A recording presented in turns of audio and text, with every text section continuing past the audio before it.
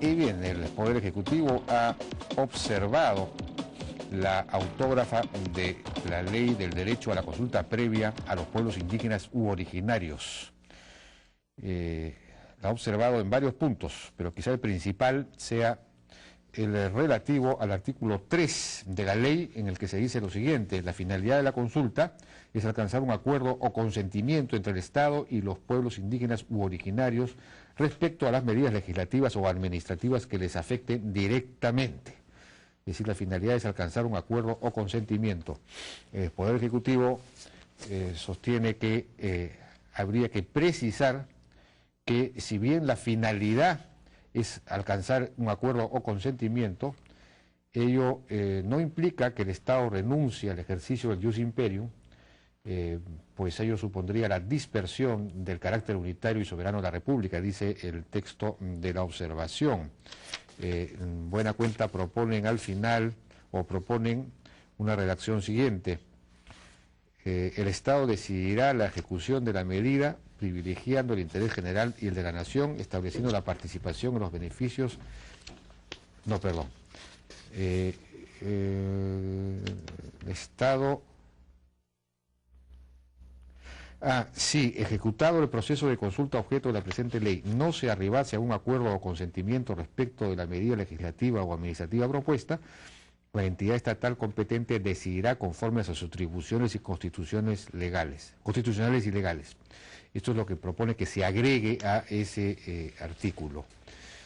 Argumenta que efectivamente según la propia OIT, pues no tiene, si bien es necesario consultar para llegar a un acuerdo o consentimiento, sin embargo, los pueblos originarios no tendrían derecho a veto.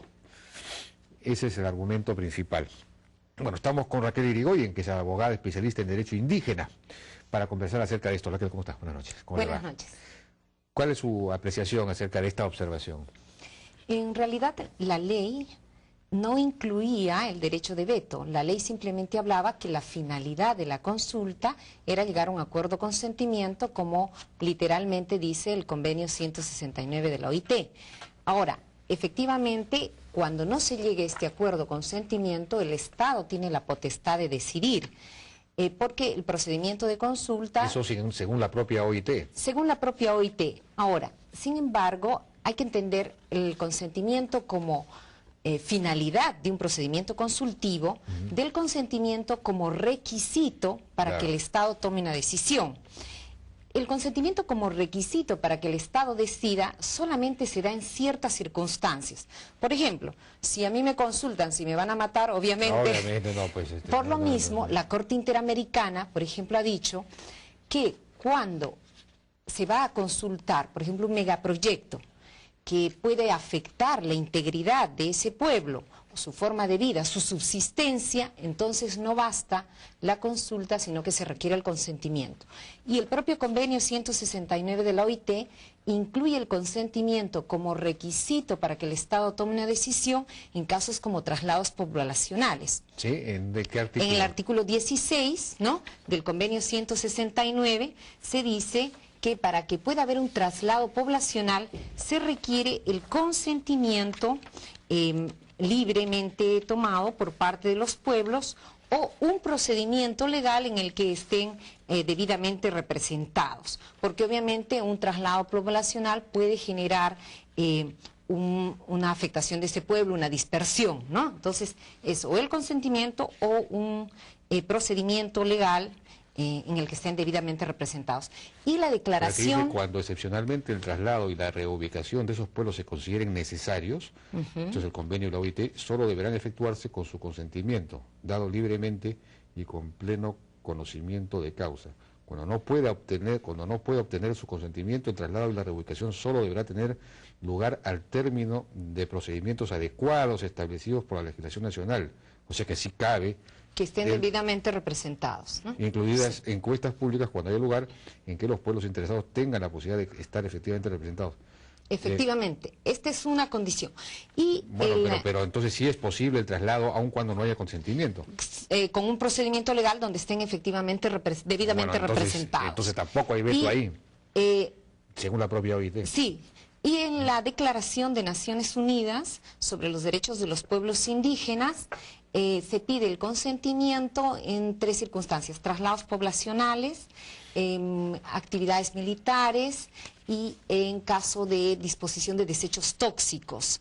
Pero como digo, la Corte Interamericana, en el caso Saramaca versus Surinam, ha establecido que obviamente cuando está en peligro la vida, ¿no?, que es, digamos, es algo natural, ahí pues no basta la consulta, sino que se requiere el consentimiento. Es como si me van a hacer una operación de corazón, pues hay la posibilidad de que me salve o que me muera, entonces se requiere mi consentimiento. Ahora sí tendría sentido que se aclarase, sin embargo, en la ley esto que pide el Ejecutivo. En buena cuenta aclarar que el consentimiento no es un requisito, sino una finalidad. Eso es lo que está pidiendo en buena cuenta el Ejecutivo, Sí, que se pero aclare. la ley no decía que era un requisito. La ley en este caso... se puede interpretar. Como la ley no dice ni una cosa ni otra, se puede interpretar de una u otra manera. La ley decía o dice que la finalidad de la consulta es alcanzar un acuerdo con consentimiento.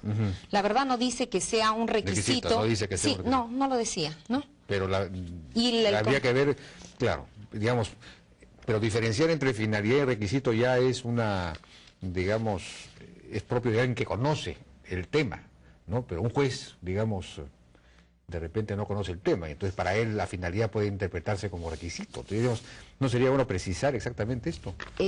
La verdad, si se precisa, entonces se debería de decir que el Estado tiene esta atribución de decidir, pero siempre respetando la integridad de los pueblos, porque eso sí, el Estado no puede tomar una decisión, por ejemplo, en la que vaya a exterminar un pueblo. No, pues, sería violar claro, la Convención contra el Genocidio, ¿no? Claro, entonces, pues, siempre el límite, aunque no se diga, el límite de la decisión del Estado será no vulnerar la integridad de los pueblos indígenas. De acuerdo. Que entonces habría que precisar por ese lado. Sí, que puede tomar la decisión sin vulnerar la integridad de los pueblos.